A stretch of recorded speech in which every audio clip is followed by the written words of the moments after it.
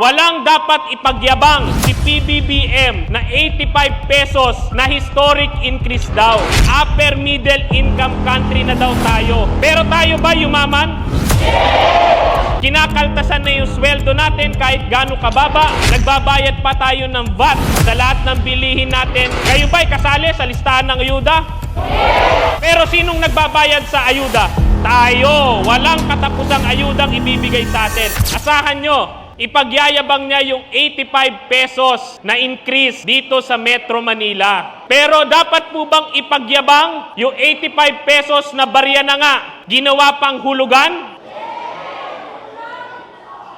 85 pesos na lamang po yon at pang Metro Manila lang. Walang dapat ipagyabang si PBBM na 85 pesos na historic increase daw. Dahil mamaya ang papakinggan natin, State of the Nation Address. Hindi naman State of Regional Address dahil pang Metro Manila lang. 4 sa bawat 5 minimum wage earner. Hanggang ngayon, nga pa rin. Wala pa rin silang umentong inahantay o pinag-uusapan man lang. Mamaya rin, asahan nyo, ipagmamalaki yung upper middle income country na daw tayo. Naniniwala ba kayo na mas mayaman ba tayong bansa kesa noong 2022? Sabi, mamaya sasabihin ng Pangulo na isang historic na achievement, upper middle income country na daw tayo. Mas mayaman na daw yung ating bansa. Pero tayo ba yumaman?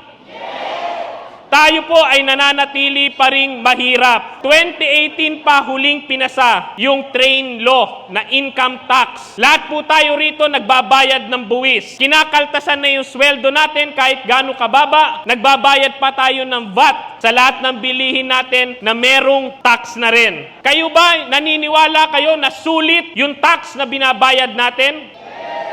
Hindi na nga nila ginamit sa serbisyo, ninanakawan pa tayo. At sapat na ba sa atin? Napanagot na ba lahat ng sangkot dun sa kurakot? Nung sinabi niya, mahiya naman kayo, 1 taon na nakalilipas, meron bang nahiya?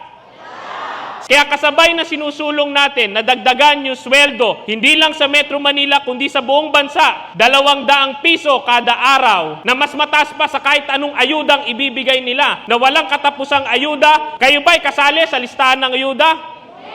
Pero sinong nagbabayad sa ayuda? Tayo! Walang katapusang ayudang ibibigay sa atin. Ang inihingi ng bawat manggagawa, hindi limos. Ang inihingi natin, dagdag sahod na pinagtrabahuan ng bawat isa sa ating naririto. Kung kaya tandaan natin, every time na sinasabi nating pang-5 sona na to ni Pangulong Marcos, ibig sabihin, meron na lang sa less than 2 years na nakaupo ang Marcos administration. 4 years ago, sinabi niya, the state of our nation is sound. Sinabi rin niya, kung naalala nyo, nung umupo siya, ang pangarap daw natin, pangarap niya rin. Tingin nyo ba, naging makatotohanan yun? Tingin nyo ba, tinupad niya yung kanyang mga pangarap o pangako? Ang tingin namin, wala na nga siyang pinangako to begin with sa ating mga manggagawa. Pero kahit nasabihin natin may less than 2 years na lamang na natitira sa Marcos administration, naniniwala tayong hindi pa naman huli ang lahat.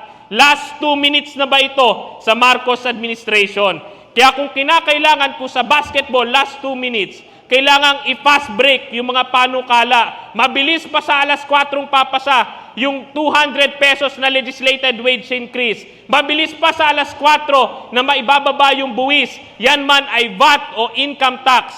Basta lamang makinig yung ating Pangulo. Sa tingin nyo ba makikinig siya? Kaya kailangan po sama-sama tayo na mga lampag. Sama-sama po tayo, magkaisa po tayo na sabihin sa Pangulo kung ano po ang kinakailangan natin. Basta tayo po'y nagkakaisa, tuloy pa rin po ang laban nating mga manggagawa para dagdagan ang sweldo, bawasan ang buwis. Sama-sama po tayo, mga manggagawa. Maraming salamat po.